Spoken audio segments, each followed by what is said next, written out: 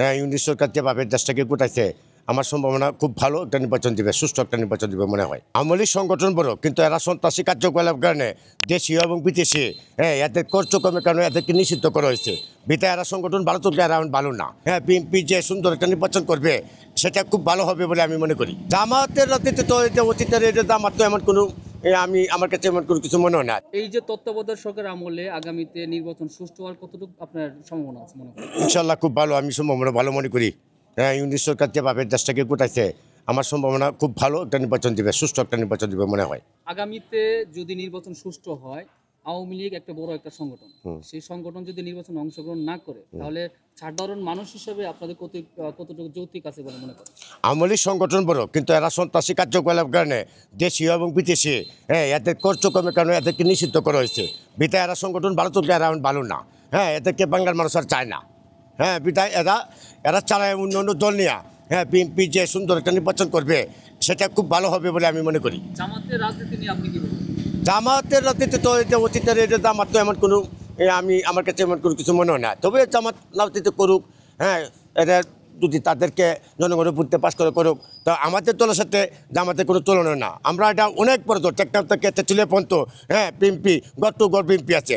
আর BNP এই দেশের জন্য বিএনপির মরহুম জিয়াউর রহমান, হ্যাঁ, প্রেসিডেন্ট সাহেব না এই দেশের জন্য বহুদলীয় গণতন্ত্র আনছে, এই দেশকে শান্ত রাখছে, এই জনকে গণতন্ত্র প্রতিষ্ঠা করছে।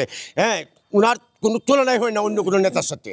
আমাদের এই নেতা এরকম মহান নেতা বাংলাদেশে দ্বিতীয়বার জন্ম নেয় কিনা আমার সন্দেহ। আমাদের দেখেন বিএনপি যদি ক্ষমতা আসে, এখনও বিএনপি ক্ষমতা আসে নাই। এরপরে সারা বাংলাদেশে প্রতিদিন 10,000 কোটি টাকা শ্রমিক, ট্রাক শ্রমিক, বাসের শ্রমিকদের কাছ থেকে চাঁদা নিত আমেরিকানরা, কিন্তু এখন একদম জিরো চান্স আছে, কোনো চাঁদা নেওয়া হয় না। বিভিন্ন দিক দিয়ে বিএনপি সরকার আসলে জনগণ সুযোগ সুবিধা পাবে, দেশ উন্নয়ন দিকে যাবে, এটার কোনো বিকল্প নাই। হ্যাঁ, বিএনপি একটা গণতান্ত্রিক দল এবং গণতন্ত্রকে আদর করে, সেইটার দিকে সবসময় বিএনপি কল্যাণ করে বয়ে যায়। এটাও তো এত বড় দল বিচ্ছিন্ন যদি একটা ঘটনা ঘটে, এখানে বিএনপির আরা প্রতিহত করতে, আমার জানা মতে যদি কোথাও কোনো বিএনপি এরকম সন্ত্রাসী কার্যকলাপে লিপ্ত থাকে, আমাদের তারেক সাহেব নির্দেশনাকে দল থেকে তো পরিষ্কার করবাই, বাদ দেবার এবং তাকে পুলিশে ধরে দেওয়ার জন্য এবং নিজেরা ধরে মারপিট করে পুলিশ হাতে দেওয়ার জন্য এই নির্দেশনা আমাদের তারেক রহমান দিচ্ছে এবং আমরা এটাই পালন করতেছি। ছাত্রদের যে একটা সংগঠন আছে এনসিপি নামে, তাদের রাজনৈতিক ক্ষেত্রে আপনি কি বলতে চান? ছাত্রদের সংগঠনের মধ্যে এরা আছে, এরা আন্দোলন সংগ্রামে একটা ভালো ভূমিকা নিচ্ছে। হ্যাঁ, এদের যদি নিজেরা কার্যকলাপের কারণে এরা নিজেরা জনগণ থেকে বিচ্ছিন্ন হয়ে যায়, এরা নিজেরাই দোষী হবে। হ্যাঁ, কিছু কিছু কার্যকলাপ এরা ভালো না, আবার কিছু কিছু কার্যকলাপ ভালো। হ্যাঁ, সামনে দেখা যাক কী হয়। আপনার কাছে আমার আরেকটা প্রশ্ন, সেটা হচ্ছে যে 1971 এবং 2024 এর মধ্যে পার্থক্য কি দেখছেন? 1971 সালে একটা বিরাট ধরনের একটা সংগ্রাম হয়েছে, বা এখানে 30 লক্ষ লোক মারা গেছে। হ্যাঁ, সেটা সশস্ত্র বাহিনী কে ঝাঁপায় পড়ছে শহীদ প্রেসিডেন্ট জিয়াউর রহমান। সশস্ত্র বাহিনী যদি আমাদের সাথে শহীদ প্রেসিডেন্ট জিয়াউর রহমান যদি ঠিকমতো অর্থবস্তু না লাগতো, তা তো দেশ স্বাধীন হতো না। পরে আমরা জনগণ যারা আছে, মুক্তিযোদ্ধা আছে, এরা সকলেই অংশগ্রহণ করছে।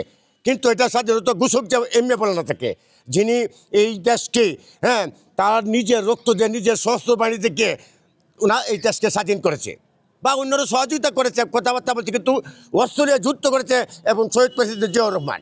এটা যারা আমার কাছে খুব লাগতেছে এটা কথাটা, যে যারা এইবার এই 17 বছরে আন্দোলন সংগ্রাম করিয়া আমার বিএনপি সভা অন্য অন্য যে নেতাকর্মীরা যে মারা গেছে, পঙ্গু হয়েছে, আহত হয়েছে, হ্যাঁ, আর একটা বিশাল ধরনের পিসি সরকারের বিরুদ্ধে একটা ভূমিকা রাখছে।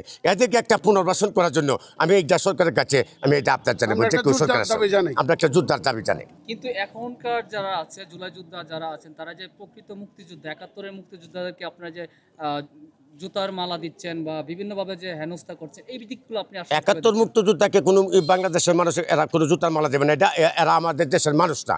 একজন মুক্তিযোদ্ধাকে কখনো এই কাজ করতে পারে না।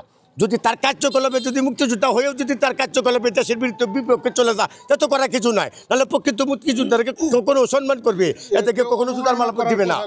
আগামীতে তো আমরা আশা করতে যে আমরা বিএনপি সরকার আসবে এবং আমাদের তারেক জিয়ার যে নির্দেশনা, যে আদর্শ, যে কথাবার্তা আমাদের বাংলাদেশের মানুষকে, আমাদের দলীয় মানুষকে সে দিতেছে, আমার মনে হয় সকলেই আওয়ামী লীগ, বিএনপি যত পার্টি আছে, আমাদের নেতার যে আদর্শবাণীগুলো শুনে সকলে সন্তুষ্ট এবং ভবিষ্যতে আমরা সামনে আমরা আশাবাদী আমরা ক্ষমতা আসবো এবং তার যে নির্দেশে, তার যে পরামর্শে, হ্যাঁ, যে সুন্দরভাবে দেশটা গঠন করার জন্য সে আদেশবাণী দিতেছে, সেই আদেশ করে দেশটাকে চালা একটা সুন্দর বাংলাদেশ গড়ে উঠবে। জামাতের যে বর্তমান কার্যক্রম বা জামাতের বিপক্ষেও কিন্তু অনেক দুর্নাম বা অনেক বদনাম শোনা যাচ্ছে, তো সেই দিকগুলো আপনি কিভাবে দেখছেন? জামাতের কার্যকলাপ, জামাত একটা দল বা সেটা পুরানা দলই।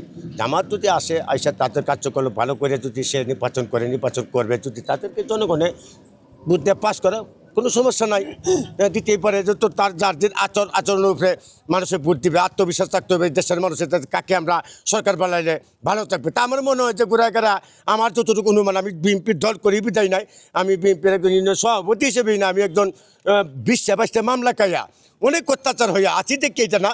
আমাদেরকে যদি ভালোবেসে দেশের মানুষের সরকার আমাদের নেতা খেপে না, তাহলে আমরা আশা করি দেশ ভালো করে চালাবে।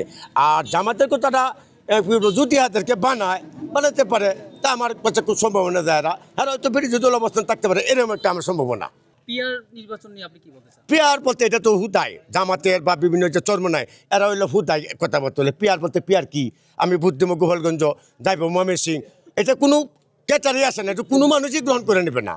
এইটা এরা হলো আমার যেমন হলো, এরা যেহেতু নির্বাচনে জয়ী হইতে পারবে না, বিদায় ব্যাসের দিয়ে লাগাইয়া যাতে একটা নির্বাচন যেতে হয় বা দেশে একটা গোলযোগ লাগাতে, এইটা হলো মূলত জামাত এবং চরমানের উদ্দেশ্য। আমি নির্বাচন প্রসঙ্গে বলতে চাই, ইনশাল্লাহ এই তত্ত্বাবধায়ক অন্তর্বর্তী সরকার যে ইউনুস সাহেব আছে, সঠিক টাইমে আগামী ফেব্রুয়ারি বা 8 থেকে 12-এর মধ্যে একটা সুন্দর নির্বাচন বাংলাদেশকে উপহার দিবে, এটাই আমি আশা রাখি।